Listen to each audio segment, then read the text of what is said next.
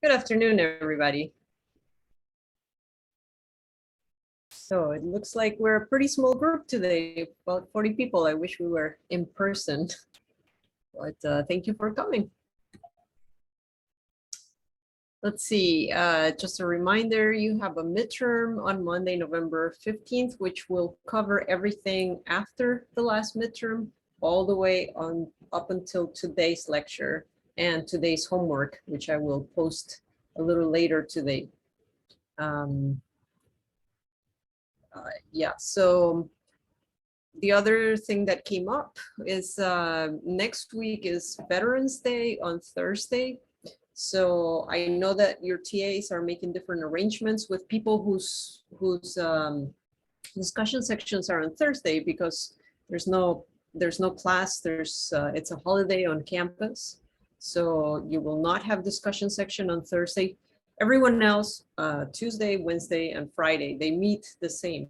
But the people who meet on Thursdays, make sure you check with your TAs and know what you're supposed to do. I think you will have a double quiz the next week, but you need to check with your TAs. So which lectures? The lectures for midterm number 2 are lectures 4 through 17 and homework, sorry, lectures 10 through 17, homeworks 4 through 6. That's correct. All right, so we talked last time about what happens to the sun after it runs out of hydrogen in its core, and then all the series of steps that lead to it becoming much bigger, like a red giant. Eventually, when the entire core is made of carbon, there's nothing else to fuse because a low mass star cannot fuse carbon. So then the star just becomes out of balance. Gas pressure wins and pushes out all the outer layers, and that becomes a planetary nebula. And the core just collapses as a white dwarf, which we will talk about today. We talked about high mass stars. Sorry, I should have been showing this. So the sun goes through these stages until it becomes a planetary nebula and a white dwarf.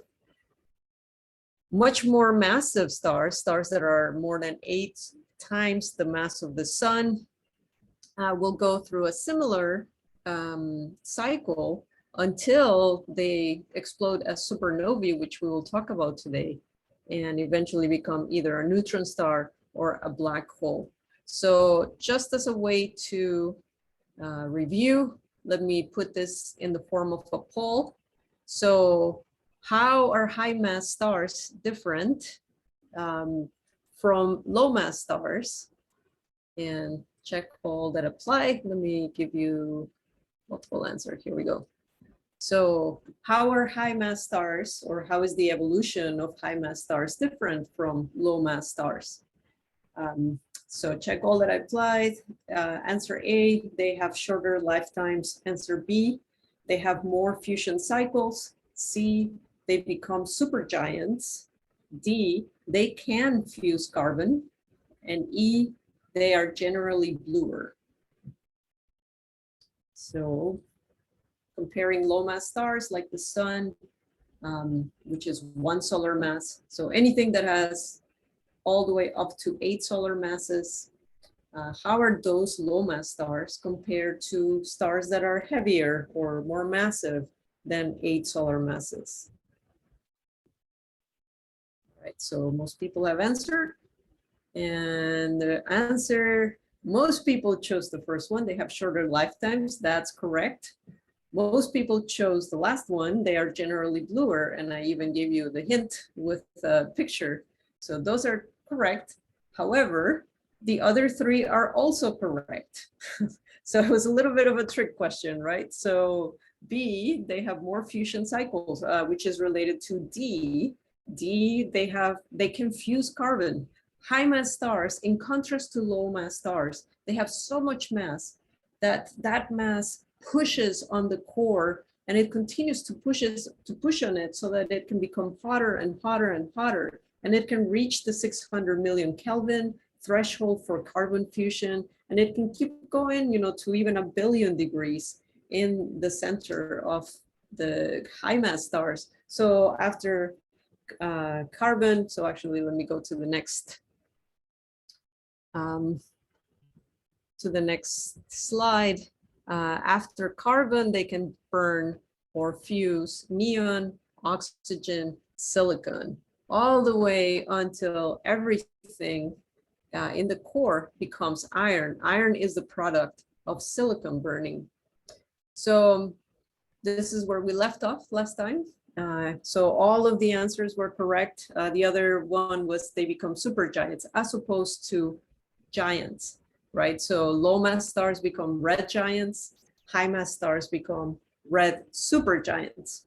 What does B mean? Let's see. They have more fusion cycles. So what does that mean? Fusion cycle is when when hydrogen is fused into helium. That's a fusion cycle, right? And it keeps going from helium to carbon, right? From carbon to neon, from neon to oxygen, from oxygen to silicon, from silicon to iron. So high mass stars have many more fusion cycles. They are all correct. That's right. Now, here's an example. It varies the time scale, the amount of time that it takes to go to convert all of the material in the core from one element to the next. It varies depending on the mass of the star. But for an example, something like 20 times the mass of the sun, a very massive star, hydrogen burning will take about 7 million years. Helium burning, only about 500,000 years.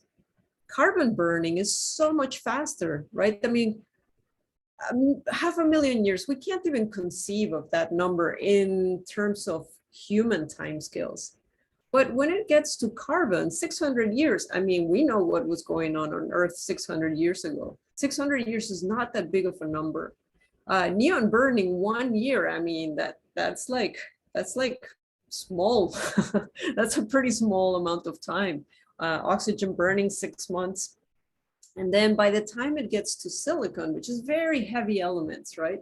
So from silicon to iron, it can be done in 1 day. So it's super, super fast. Why is that? Because the core is getting hotter and hotter and hotter. Each of these elements requires a higher temperature in order to have fusion. So with hotter and hotter cores, you get faster and faster fusion rates. So this just gets accelerated, and the last few cycles go very, very fast. You should not memorize any of these times. Again, I will never ask you to memorize a number unless I tell you so, okay? Sequence of the fusion cycles, right, which I just explained what a fusion cycle is, stops with silicon turning into iron, right? Silicon fusing to form iron. Iron is a special element.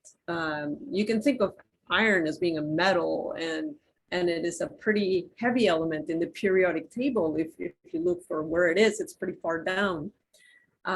Iron is special in that there is no way to get energy out of iron. So if you remember, when hydrogen fused to form helium, that process released energy. When helium, 3 heliums get together and forms carbon, that releases energy. Each of these cycles releases energy. The thing with iron is the way in which the strong force takes all of the particles that make up the iron nucleus. You know, this is beyond the scope of this class, but basically the way in which that nucleus is put together is such that there is no way to combine it with anything else to make heavier elements, because it doesn't release energy. And the universe doesn't like to do things that don't release energy. The universe likes to do things that are easy to do. And putting an iron together with more nuclei would take energy. Like, you would have to pump energy into the star, and you know, that's not an easy thing to do. So that just doesn't happen. There is no such a thing as iron fusion. And I'll say it again here. Iron fusion cannot happen in the universe. You cannot fuse iron to get a bigger or a heavier element. So once you get to the star, once the inside of a star looks like this, where the entire core, the entire center of the star is made of iron, that's it for the star. There's absolutely nothing else that it can do. It cannot burn anything else. So that's the star at that point is destined to die. All right, I'll get to those questions later. So the violent, so that leads to the violent death of high mass stars. In contrast to low mass stars, which just kind of blow away all their outer layers, high mass stars actually explode. So they die in a violent cataclysm, right? It is an actual explosion. What happens is not very easy to, it's not very intuitive to understand, but I'll do it in a very hand-wavy way, right? So at the final stage from this last picture, the iron core, iron, which is, the symbol is Fe. Iron core is surrounded by shells that are fusing lighter elements. And it looks like this, right? So this is, you have a supergiant star, and then the very last day of its existence, all of the silicon turns into iron. And then you have an inert iron core, and then you have a whole bunch of shells that are burning or fusing other elements. What happens at that point, the iron core stops fusing. It goes out of balance again. The outer layers of the star are going to become bigger again, but the core is going to contract. And it'll contract and contract because gravity wins, right? And there's no gas pressure. I mean, there is gas pressure, but not high enough to balance that gravity. So the core contracts and contracts and contracts, and it contracts so much that regular matter, the way that you and I know it, which has protons and neutrons and electrons, it ceases to exist. You get electrons and protons, they get close together so much that they actually combine, and they combine into neutrons. This process is called neutronizing. So you're taking a positive, oh no, did I freeze? I froze. Okay, I'm back, right? Yes, I'm back. All right, so you take a positive particle and you combine it with a negative one, and then you get something that is neutral. For those of you who are physics buffs, you will have heard the word neutrino, and this is a tiny soft particle, or it is a particle, I guess, that has that travels at the speed of light, et cetera, et cetera. Those are also released, but we won't cover this in this class. Actually, can someone just tell me in the chat if you can hear me? Because I saw that I froze. Yeah, okay, great. Thank you so much. Great. All right, so yes. So this ball of neutrons collapses, right? So everything is collapsing, everything is becoming smaller, and it sort of accelerates. It's like when you drop something, it starts falling little by little, and then it just accelerates because there's nothing to stop it. There's no gas pressure to counteract that force of gravity. Everything turns into neutrons. There's no more elements, right? Because you need protons and you need electrons to have elements. So no more elements. You get this ball of neutrons, and it collapses to about a few miles across in a fraction of a second. This is something, I mean, if you can imagine something that is initially the size of, maybe the sun or maybe like a large planet, and it suddenly collapses to the size of a city in a fraction of a second. That is an incredibly fast process. And so this ball of neutrons, we will talk about later in class or maybe next lecture, is the neutron star. But what happens to the rest of the star? And what happens is that everything starts falling, right, due to gravity.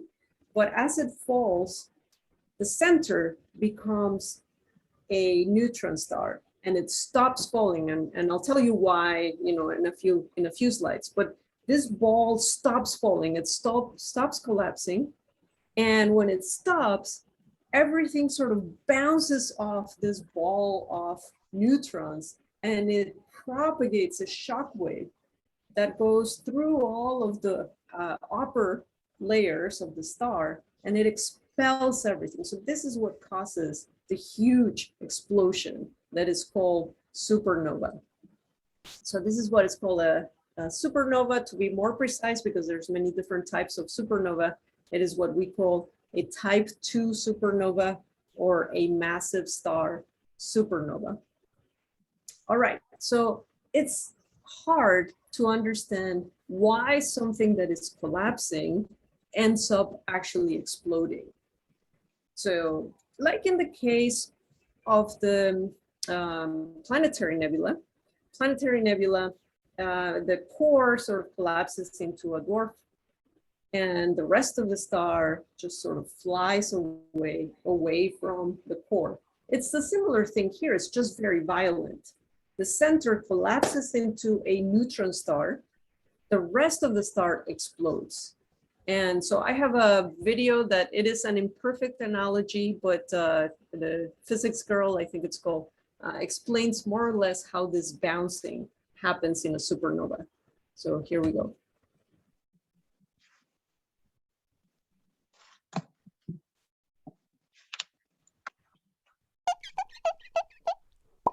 Check out how high these different balls bounce. The basketball, the super bouncy ball, and the golf ball. Now I'm gonna try the golf ball on top of the bouncy ball, on top of the basketball. And then I'm gonna explain how it's related to a supernova.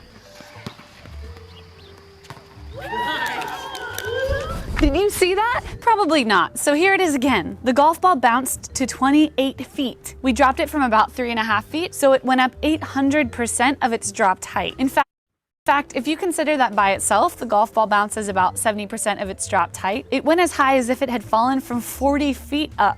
That is awesome. So how can we get the golf ball to bounce up with that much energy? Let's simplify it to these two balls. When you drop them individually, each ball starts out with some potential energy from the height of the drop. As the balls hit the ground, some energy goes into heating up the ground and some goes into heating the ball. Because that energy left the ball system, you can't get back up to the same height. But when you combine them, the tennis ball goes higher than its dropped height. Way higher. Where does it get the extra energy? As the basketball bounces, it compresses, storing elastic potential energy. As it releases, it springboards the tennis ball upward just at the right moment. This is like the double bounce on a trampoline when you jump right before someone else. You prepare the elastic of the trampoline by stretching it and storing energy, which can then bounce the jumper even higher. In the same way, the basketball stores energy in its compression and is able to push the tennis ball. But just like the double bounce preparer, the basketball can't go as high. You can see that here. It bounces even less when 3 balls are dropped together. Also, during that transfer of energy, some momentum transfers from the basketball to the tennis ball. And since the basketball starts with way more momentum because of its larger mass, the tennis ball's velocity increases by a lot, and it flies up, up, and away. Now back to the triple super ball bounce. Now you get the energy from the basketball's bounce being transferred into the bounce of the super bouncy ball, which is then transferred to the golf ball's bounce. You put the same amount of energy or momentum from 2 more massive objects into a smaller object, and it will go much faster. Epic! Just like the explosions of a supernova, which may seem unrelated, but what we just did is analogous to the process that occurs during the explosion of a supernova. Just like our more massive basketball transfers momentum to the smaller balls, energy from the dense core of the supernova is transferred in a shock wave that moves through the star to the less dense layers and accelerates them outward at a super high velocity. More massive or denser layers in the core of the supernova begin to collapse when fusion stops there. The collapse is is halted when the neutrons in the core actually touch, sort of. This causes the implosion to rebound and bounce outward. You end up with a dense core left behind and these wild outer shells of star exploding outward. Pretty cool. And of course, if you try this at home, which you should, you have to make sure the balls are perfectly vertically aligned because any off-centeredness gets amplified by the 2 points of contact, which is why we sadly couldn't get the quadruple tower of balls to work. But if you put a little ring of hot glue or something similar on the balls, it helps to balance them. Happy physicsing!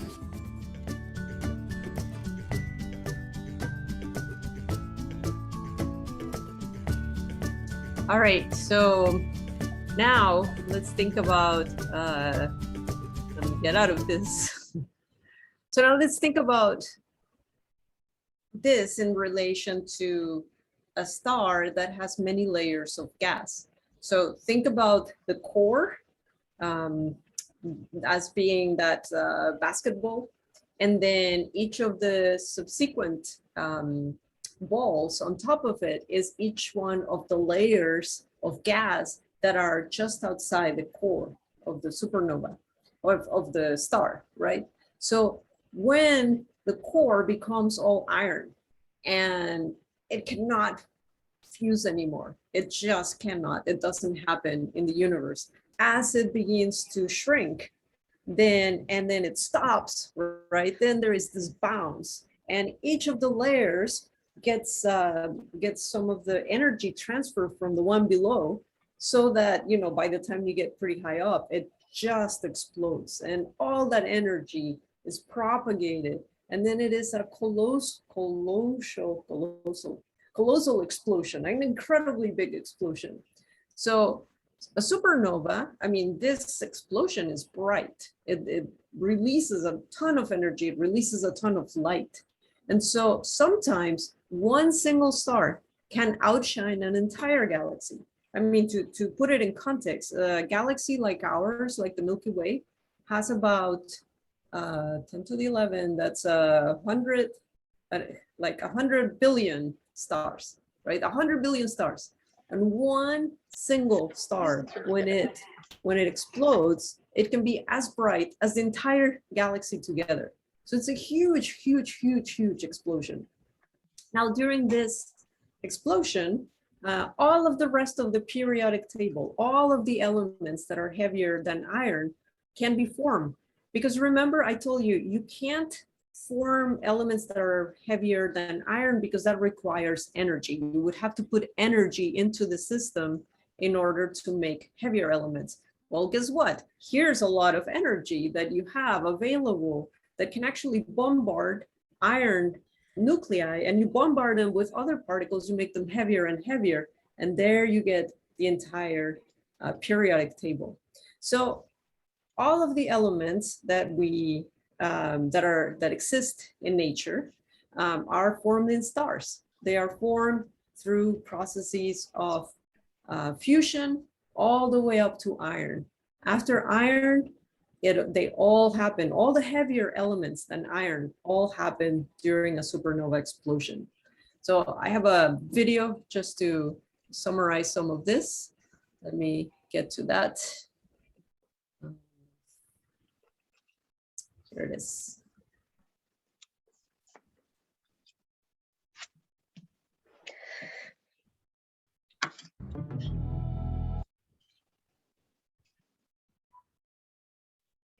Atoms in the universe heavier than forged by stars. Stars are really interesting. They don't just sit there.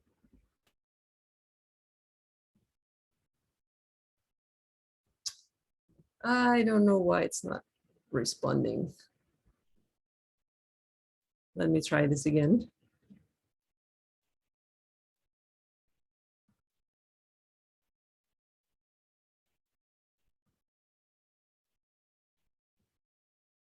Because they last so much longer than we do, we think they're permanent. Stars are the ultimate alchemists. They turn light elements into heavier ones. They get the energy that they need to glow that way. The star begins its life made out of hydrogen and helium mostly, about 70% hydrogen, 28% helium in the case of the sun. In a star's core, the temperature and pressure are so high that hydrogen atoms fuse together to make helium. Hydrogen fusion releases prodigious amounts of energy, the heat and light of a star. That's the story for 90% of the life of a star, fusing hydrogen to make helium. Eventually, though, the star runs out of hydrogen and begins to fuse its stocks of helium, making yet heavier elements. And so the way it works, and it always works this way, is that it contracts and it gets hotter. And if it can find something new to burn, whether it's the kitchen sink or coal or whatever, it'll burn it. Helium is taken 3 at a time to make carbon. You can add one more helium to that carbon and make element number 8, oxygen. That's a tremendous step forward. You get carbon and nitrogen and oxygen made in stars. Now this is great because on the board we already have the principal elements of life. Organic chemistry is the chemistry of carbon. Carbon fuses next, and still heavier elements begin to form. Sulfur, argon, chlorine. Potassium, calcium, scandium. The pace of this gets faster and faster. Back in the middle, silicon is starting to burn at 3.5 billion degrees, stupendous temperature. It makes titanium, vanadium, chromium, Manganese, cobalt, nickel, and iron. Iron is really the end of the road. It's sort of the nuclear turnip out of which you just cannot squeeze anymore. It's the end of the game. A star that has relied on fusion has come to the point where it has nothing more to spin. The star is suddenly caught in a disaster. There's radiation going out from the outside, but deep in the inside, there's no more fuel. Iron can't fuel this stellar furnace, and so, when a star builds up too much iron, it dies. The core collapses, it bounces, And it begins to move out, first slowly and then faster and faster. and that sends a very sharp wave back out through the star. And now what was falling down is going out, the whole thing's blowing up. And you've made a supernova. The supernova explosion can be as bright as 4 billion stars like the sun. A stupendous explosion. Such outrageous energies overcome the iron barrier, cooking atoms into all the rest of the elements on the periodic table. So starting down here, you can go copper, Zinc, gallium, germanium, arsenic, zirconium, niobium, molybdenum, technetium, strontium, rhodium, lutetium, antimony, ytterbium, tellurium, thorium, iodine, radon, xenon, cesium, francium, barium, lanthanum, tellurium, cerium, indium, actinium, xenon, thorium, protactinium, cesium. uranium. Done. That's enough elements. We are all stardust. The carbon in our bodies, the iron in our blood, the calcium in our bones. Every last atom was formed in a star. But it's not that simple. No one star can produce more than just a dusting of heavy elements. So, to create an environment friendly to life, the universe had to find a way to concentrate the good stuff. Which it did, in a process that is remarkably like the way Chef Michael Romano cooks up a bowl of soup. As you know, a cornerstone.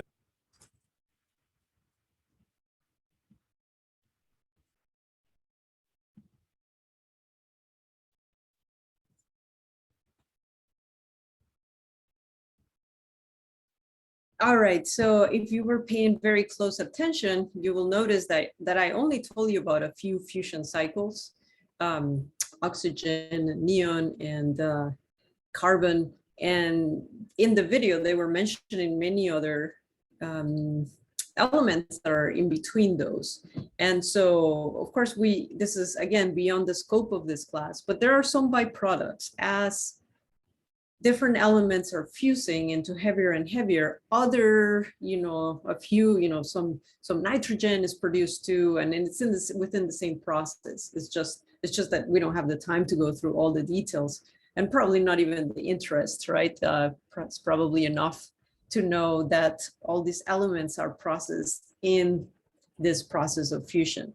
And then at the end, again, there is this explosion that is incredibly violent, that has lots of energy, and then all of the other elements can be formed. So what's left over? Well, just like there was a planetary nebula, a supernova form, I mean, a supernova remnant forms.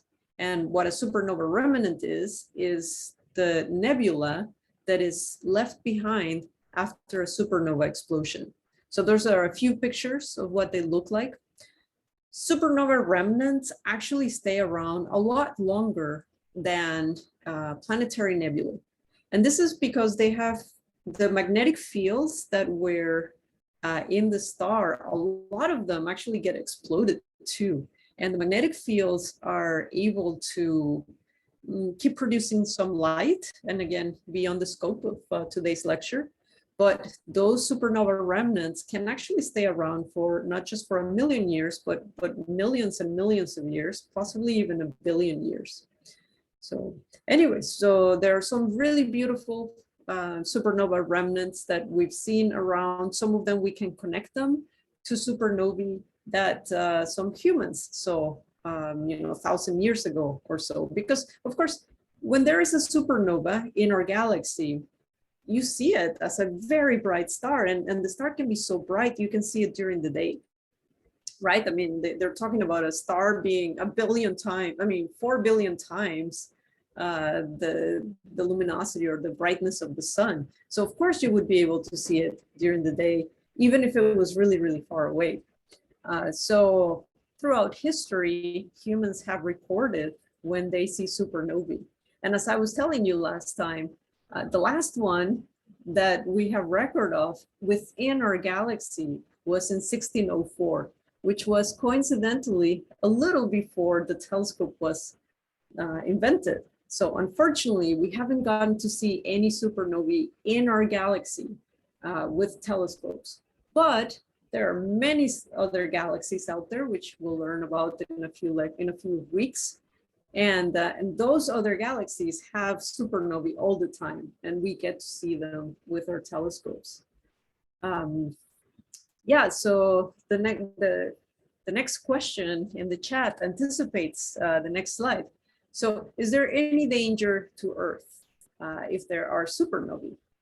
Well, so people have tried to calculate this all the time, right? Because we want to know if we are in danger or not. Different ways in which they calculate, okay, so much energy is released from a supernova. How close would it have to be to Earth in order to cause a major catastrophe, right? If they have calculated that if a supernova, that's what the SN is here, if a supernova were to occur within between 25 and 50 light years from Earth, then our planet would probably lose its atmosphere, right? So if it was far away, 30 light years away, that energy would be enough to probably blow away our atmosphere. And of course, all of our life would perish. Thankfully, there aren't any supernova candidates that close. How do you know when it's a supernova candidate? Well, like I was saying last time, you have to find a supergiant, and through a series of tests that astronomers can do, they can try to figure out which fusion cycle it is. And what you need to figure out is one that is close to silicon to iron. And it's a difficult thing to do. It's a difficult thing to determine. You have to do a lot of modeling, but you can have an idea, right? But it is very hard to pinpoint, this star will go off exactly on this date. That's very difficult to do. The nearest star to us that we think will go off in the next maybe 10 to 100,000 years, so it is a long time, right, is Betelgeuse. Betelgeuse is a pretty bright star. If you're into constellations, it's in the constellation of Orion. It's a bright red star, which you can see with your naked eye, but that's about 650 light years away from Earth, so it's a lot farther than what would be dangerous to us. Of course, any planets that are around a star that goes supernova, good luck to them, right? I mean, they will all be destroyed. So we're lucky that our sun is not going to do that. Our sun is low mass, so it will not be a supernova. All right. So yeah, so that's it for supernovae. And now we're gonna turn and look at what happens to the cores that are left. And that's why I titled this lecture Stellar Corpses, right? What's left behind. So we talked about low mass stars, we talked about high mass stars, and both of them, when they die, they expel most of their outer layers, most of their gas, they expel it in either a slow way, like the planetary nebulae, or a fast way, like a supernova. And they leave behind cores, the core that is no longer fusing. So the nature of these cores, what they are, depends on how mass is retained in the core after the star loses the outer layers, right? So for stars that are low mass, which die as planetary nebulae, usually you get behind something that is called a white dwarf. A white dwarf is when the core has 1.4 solar masses or less. And I think we have time today to get to why 1.4 solar masses. For stars that explode at the end, usually you end up with two different types, either a neutron star, where the core has between 1.4 solar masses and about 3 solar masses, or a black hole, which is whenever the core ends up with more than 3 solar masses. We will be talking about black holes for a couple of lectures next week. So today I will cover white dwarfs, and hopefully we'll have time to begin with neutron stars. All right, so I told you already that white dwarfs are the inert cores of dead low mass stars. So, you know, we were talking about high mass stars, so you have to now switch gears again to low mass stars. And so after the planetary nebula goes away, the core keeps shrinking, and it shrinks to about the size of Earth. So a white dwarf that has about 1 solar mass would be about the size of Earth. The sun will have a core that is smaller, right? Because the entire sun has 1 solar mass. The core is, you know, only like a percentage of that, 70% or so. So the sun, when it dies, it'll be it'll be a little bigger than Earth, but about the size of Earth. So the exposed core, again, we talked about this already. It doesn't have any kind of fusion, but it is still hot. And it cools down slowly with time. At first, it is very bright in the ultraviolet. So remember, body emits, the type of light that it emits depends on its temperature. So if it is very hot, then it's going to emit ultraviolet or very short wavelengths. So the black body curve would look a lot steeper. It would get all the way, the peak would be all the way up here where there's ultraviolet light. But with time, as the temperature becomes lower and lower, as it cools down, it will become, you know, blue and then green and yellow and red. And eventually it will become what is called a black dwarf once it's very cold. And let me just say one more thing. Last time at the end of class, somebody was asking, is this kind of like a diamond, right? Because the core of a white dwarf is made mostly of carbon. This is where, you know, helium went into carbon, and there's going to be a little bit of helium left over and a little bit of hydrogen left over, but mostly it's going to be carbon, and it's going to be carbon that is very tightly squeezed, very high density.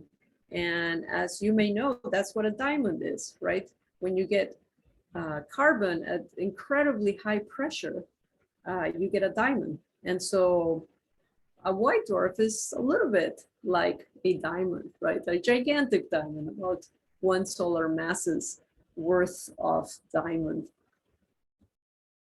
So what keeps it from shrinking? And this applies to white dwarfs, and a very similar process applies to neutron stars. So it's not gas pressure. So if you remember, the core of the sun doesn't shrink or expand because gravity and gas pressure are nicely balanced. They balance each other out. This is called hydrostatic equilibrium, and so it's in equilibrium. With white dwarfs, we don't have anything to continue to replenish the heat. In fact, it is cooling down. So if it were gas pressure, the gas pressure would be diminishing. It would be less and less and less. And yet, white dwarfs don't shrink. Once they get to the size that they're going to be, they stay that size. So what is it then? There is another type of pressure, which is called degeneracy pressure. To get a full understanding of what degeneracy pressure is, you would have to take quantum mechanics, which I think 99% of you will not do. So we're going to have to talk about it in a very, again, like I said, hand-wavy way, right? But let me try to give you a sense for what this degeneracy pressure is. Degeneracy pressure is something that you get when particles are compressed, and much more than the experiment that I showed you with the piston and air, compressing the gas and then the temperature goes up. Imagine something much, much, much more compressed than that.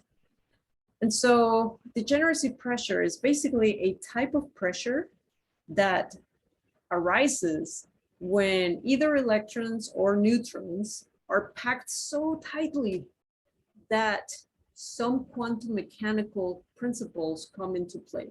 And in particular, uncertainty principle, which we won't really talk about, but the exclusion principle. Exclusion principle, those of you who have taken chemistry know about this, or physics.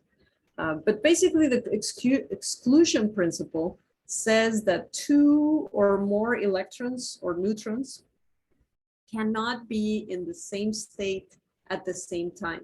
And by state, what do I mean? Same place, like physical place, and same momentum, same velocity. They cannot have the same place and the same velocity at the same time.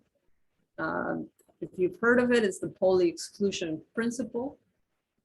And so what happens is when something compresses so much, where it forces electrons to be exactly in the same place at the same time with the same velocities, they can't do that. It violates a physical principle.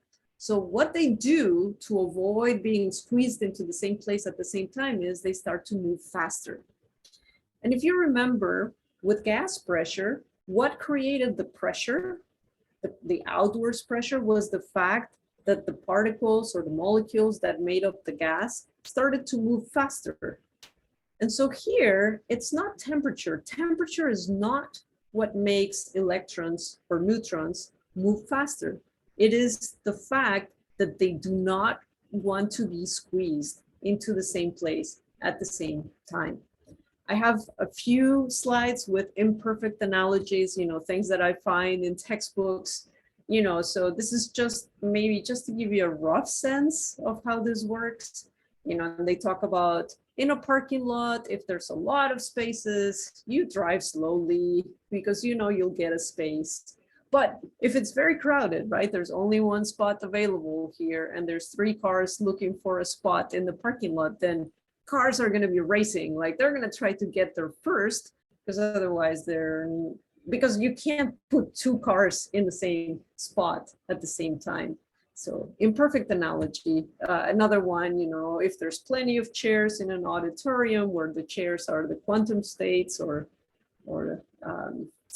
and the electrons are the people, if there's a lot of places to sit, you're going to come leisurely and sit down. But if there's very few open spaces, then people are going to rush to find the good spot. And I found a GIF that sort of illustrates this too. If you have ever played musical chairs, You know that if you don't rush, you're not going to find your state. And so, so people start going really fast, right? When they know that the space is limited. Electrons do the same thing. When you try to compress them, when you try to force them to be in the same place at the same time with the same momentum, they will start going a lot faster. So when I put it this way, when electrons or neutrons are tightly packed, they have to move faster to avoid being in the same place, in the same state. This generates a pressure called degeneracy pressure of either electrons or neutrons, depending on which particle it is. And just like gas pressure, degeneracy pressure can balance gravity. So that's what makes a white dwarf stop from continuing to shrink. And that is also what makes a neutron star stop from continuing to shrink. Degeneracy pressure, I said this already, is not dependent on temperature. It is independent of temperature. It can be hot, it can be cold, it doesn't matter. The pressure depends only on the density. If it's very squeezed, then the pressure is high. If it's not very squeezed, then the pressure is low, right? So that there's the difference between those two.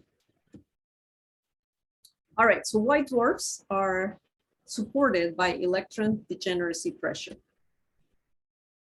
So as I said, the density, the greater the density, the greater the pressure. So in fact, the more mass a star has, there's going to be more gravity. So it's going to be pushing in more.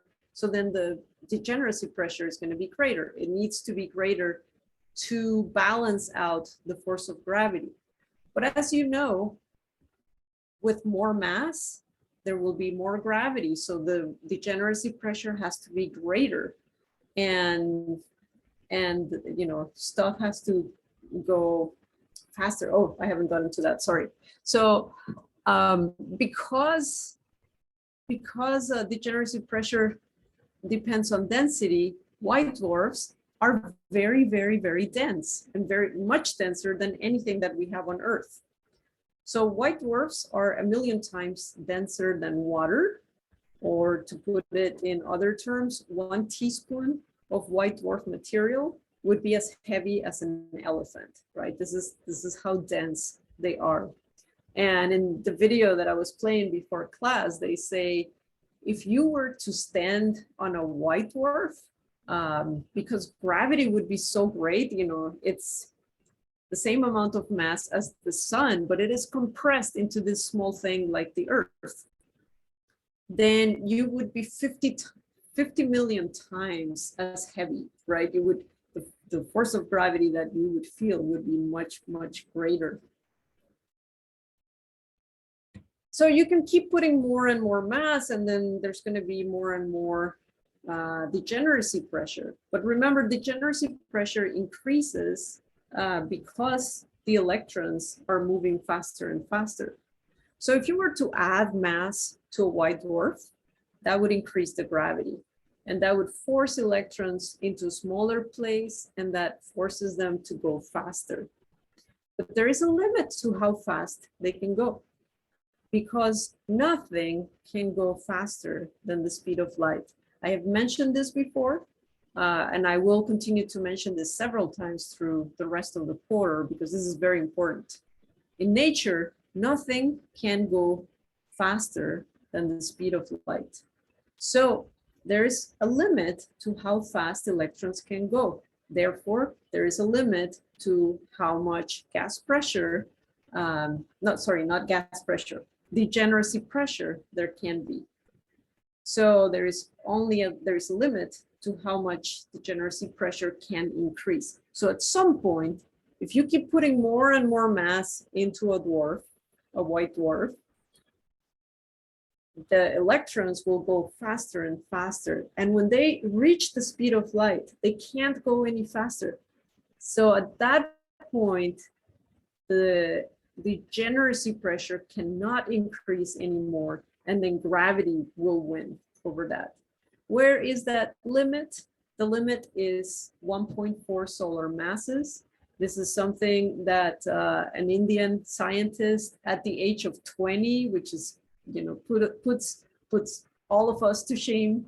But at the age of 20, he calculated this. He figured out that if a white dwarf was more than 1.4 times the mass of the sun, then degeneracy pressure would not work anymore, and that white dwarf would collapse under its own gravity.